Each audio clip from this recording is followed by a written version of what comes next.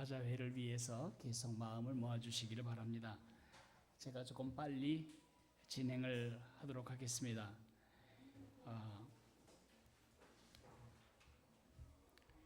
다음 주일날 성경학교 준비주일로 보낼 겁니다. 그런 명칭은 없지만 다음 주일에는 이제 성경학교가 본격적으로 준비되고 7월 중순부터 시작이 되는데, 우리 시동을 거는 그런 성경학교 준비 메시지로 이제 시동을 거는 것이 되겠습니다. 저는 출애굽기 19장부터 40장까지를 다 말할 겁니다. 그 긴 장이 말하는 것이 엄청난 길이지만은 사실은 중요한 4가지 이야기를 하고 있습니다. 저는 그것을 가지고 말씀을 증거하게 될 것입니다. 제목은 쭉정이 알곡, 쭉정이로 살 거냐 알곡으로 살 거냐, 쭉정이를 키울 거냐 알곡을 키울 거냐, 이러한 제목이 되겠습니다. 한국교회 흉년이 시작되었습니다. 흉년이 들었다는 증거는 2가지로 나타나죠. 첫째는 소출의 감소입니다. 양의 변화입니다. 영적인 저출산과 영적인 저출산으로 인해 우리 교회의 내일을 이끌 다음 세대들이 수적으로 급감하고 있습니다. 그 말은 20년, 30년이 지나면 한국교회가 어떻게 될지가 그냥 보여지는 그림입니다. 둘째는 흉년이 들면 질이 달라집니다. 충분한 수분을 흡수하지 못한 곡식은 껍데기만 있고 속에 알맹이를 채우지 못했기 때문에 알맹이가 들어있지 않은 쭉정이를 만들어내게 됩니다. 흉년기를 지켜내고 새로운 풍년기를 준비할 비황저고기들, 알곡들을 세워야 하는 것이 지금 이 시점에 우리 크리스천들, 우리 부모들, 우리 교사들, 우리 교회들의 지금 책임입니다. 쭉정이와 알곡을 가르는 하나님 백성의 본질이 무엇일까요? 뭐가 쭉정이고 뭐가 알곡일까요? 알곡의 내용이 구체적으로 뭘 말할까요? 그것이 출애굽기 19장에서 40장에 나와 있습니다. 오합지절 이스라엘은 하나님의 소유, 거룩한 백성, 제사장 나라가 됨으로써 살아계신 참 하나님을 온 세상에 드러내는 증거적 공동체, 선교적 공동체가 되기 위해 구원을 받았습니다. 하나님은 출애굽기 후반부 내내 하나님 백성의 본질을 말씀해 주셨습니다. 구약이든 신약이든 알곡 같은 하나님 백성의 본질은 이 출애굽기 후반부에 나와 있는 4가지 요소로 요약될 수 있습니다. 동그라미 치시기를. 첫째는 거룩한 정체성. 출애굽기 19장에 20장이 되면 출애굽기 19장은 하나님의 소명이 있습니다. 백성들을 부르십니다. 너희는 내 소유가 되고 거룩한 제사장 나라가 되고 거룩한 백성이 된다. 19장에 그렇게 말씀하시고 20장에 가면은 10계명을 주십니다. 그리고 21장부터 법을 주시다가 가장 많은 분량은 뭐에 해당하냐 하면 성막에 집중합니다. 그리고 이스라엘 백성들이 불기둥과 구름기둥의 인도를 따라 살아갑니다. 이 4가지가 바로 하나님 백성들이 붙잡아야 할 믿음의 본질이라고 생각합니다. 첫째는 거룩한 정체성. 나는 그리스도가 소유한 백성이고, 가짜의 동그라미 치십시오. 나는 그리스도가 소유한 백성이고 그리스도를 소유한 백성, 을자의 동그라미 치십시오. 내가 그리스도께 소유된 백성이고 그리스도를 소유한 백성이라는 분명한 자기 인식을 가지고 살아갈 때에 우리는 알곡 같은 존재가 됩니다. 교회 안에 다니는 청소년들이 심각하게 흔들리고 있는 이유는 내가 가지고 있는 것이 뭔지를 모르기 때문입니다. 내가 뭘 가지고 있는지를 모르기 때문에 가지고 있지 않은 공허함에 세상 것을 채우려고 그렇게 마음의 갈등이 심한 것입니다. 이것은 청소년들이나 우리 아이들뿐만 아니라 어른들도 마찬가지입니다. 교회 안에서 그 직분이 뭐든 목사님이 됐든 집사님이 됐든 상관없이 그리스도가 소유한 백성이고 그리스도를 소유한 백성이라는 자기 인식, 자기 정의가 확실하지 않은 사람은 늘 평형수 없는 배처럼 늘 갈팡질팡거립니다. 여러분이 굉장히 감정적으로 기복이 심하다. 그러면 어쩌면 그것은 정서의 문제가 아니고 정체성의 문제일 수도 있겠습니다. 둘째는 거룩한 기준입니다. 하나님은 이스라엘 백성들에게 십계명을 주셨습니다.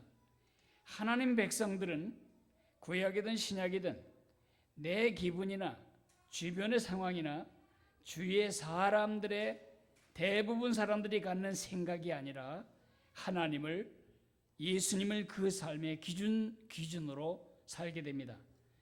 이스라엘의 십계명을 주신 그 하나님이 지금 우리 안에 성령으로 살아계십니다.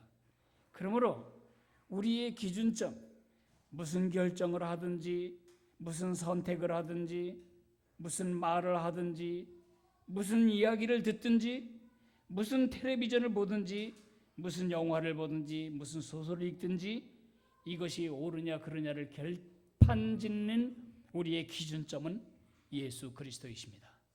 우리는 바로 이 인격을 기준점으로 사는 사람들입니다. 그럴 때 우리는 알곡 같은 존재가 되는 것입니다. 기준이 없는 사람은 무골충 같은 삶을 삽니다. 이 사람이 이러면 그리로 획가닥 자빠지고 저 사람이 저렇게 압력을 가면 그걸 획가닥 자빠지고 자기 기준이 없이 살아가는 것입니다. 지금 우리 사회에 꼭 필요한 것은 자기 기준이 분명한 소신을 가진 사람들입니다. 소신 있는 사람, 낙지처럼 사는 사람 말고 흐물거리며 사는 사람 말고 멸치처럼 작아도 제 갈 길을 갈 줄 아는 그런 기준이 분명한 사람. 세 번째, 알곡 같은 하나님의 백성은 거룩한 관계가 확립된 사람입니다. 출애굽기의 가장 많은 부분을 차지하고 있는 주제는 성막에 관한 것입니다. 성막에 대한 설계도를 설명하시느라고 많은 부분이 지나갑니다. 또 성막을 만드는 이야기가 또 많이 지나갑니다. 성막의 기공식 얘기가 또 많이 지나갑니다. 준공식 얘기가 많이 지나갑니다. 그러니까 왜 성막에 대해서 이렇게 많은 이야기, 최소한 50장, 출애굽기와 레위기, 민수기까지 합쳐서 최소한 50장의 이야기가 성막에 집중됩니다. 왜 이렇게 성막을 하나님이 강조하셨을까요? 성막은 하나님이 그 백성과 만나시는 장소가 되기 때문입니다. 하나님 백성의 행복은 하나님과 맺고 사는 사랑의 밀도에 비례합니다. 그래서 밑줄을 하나 그어보실까요? 하나님 백성의 행복은 하나님과 맺고 사는 사랑의 밀도에 비례한다. 완벽하진 않지만 부부간에만 사랑을 뜨겁게 해서 부부간의 사랑만 해도 그 삶이 행복하다면 하나님과의 사랑에 빠진 사람이 어떻게 불행할 수 있겠어요?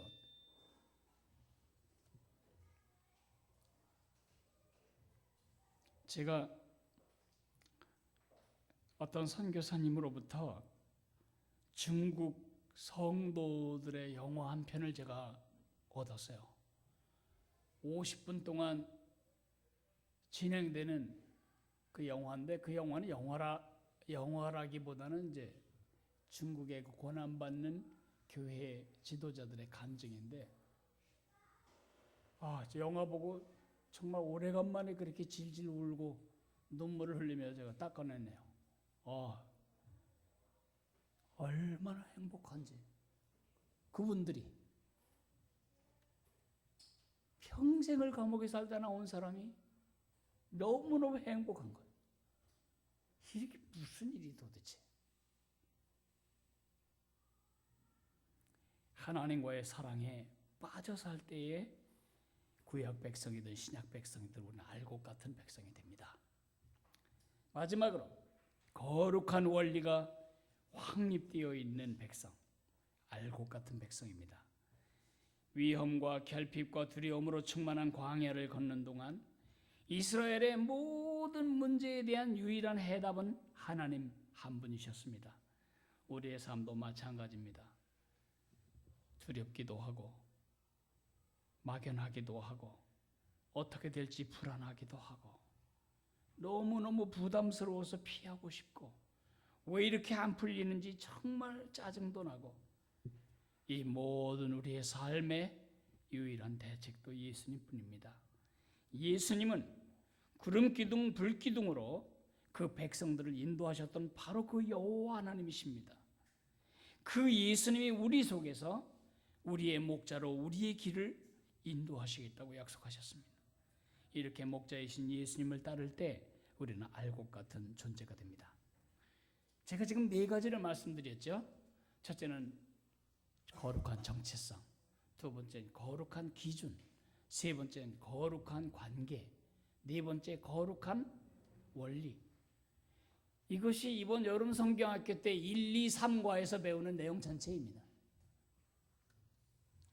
이 내용을 짜면서도 저도 큰 은혜를 받았고 이 내용을 채우며 글을 쓴 많은 지필자들도 은혜를 받았고 지금은 성경학교 강습회에서 이것으로 많은 교사들이 지금 은혜를 받고 있습니다.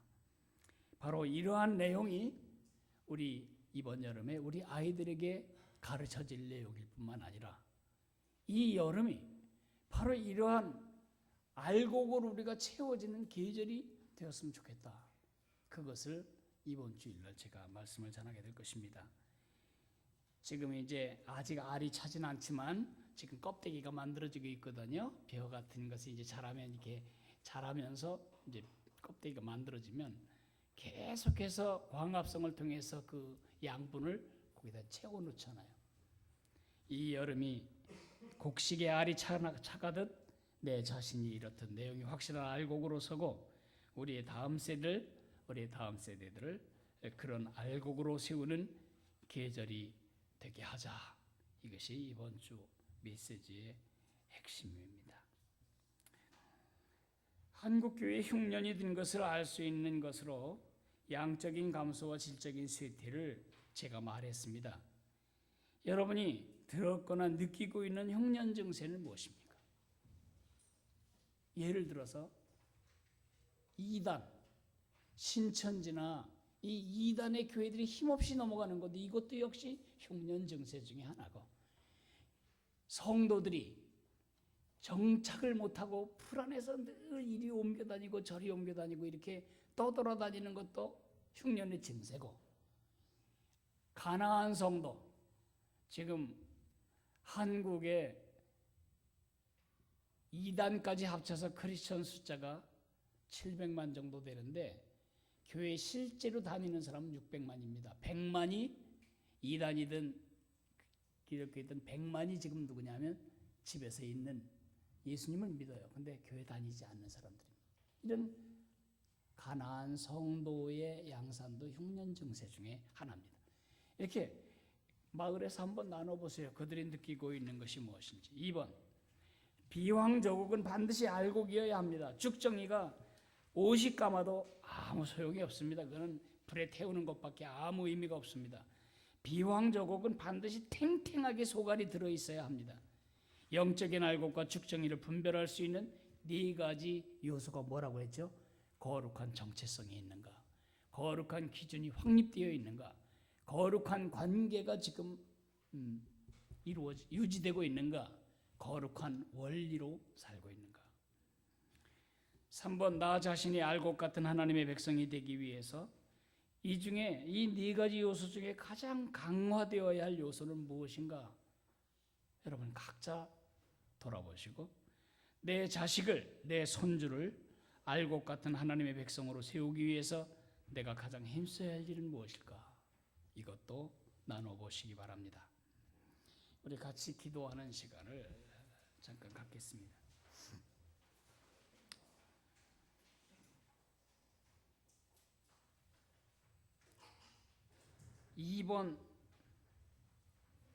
2번과 4번은 왼쪽에 앉은 분들이 기도하십시오. 통로 왼쪽에. 3번과 6번은 오른쪽에 앉은 분들이 기도하십시오. 제가 5번을 위해서 기도하겠습니다. 같이 기도할까요? 사랑하시는 주님, 은혜를 감사합니다. 아버지 하나님이여, 우리가 작정한 태신자를 기도와 사랑으로 잘 돌보는 복음 농사를 지을 수 있도록 은혜를 베풀어 주시기를 간절히 빌고 원합니다. 한국교회가 이 영적 흉년을 내용이 충실한 알곡을 세우는 기회로 삼도록 은혜를 주시기를 원하며, 이번 여름 성교학교를 통해서 우리의 다음 세대들이 하나님 백성의 본질을 확고하게 붙든 알곡으로 자라가도록 주님이 성경학교의 기름을 부으시기를 간절히 빌고 원합니다.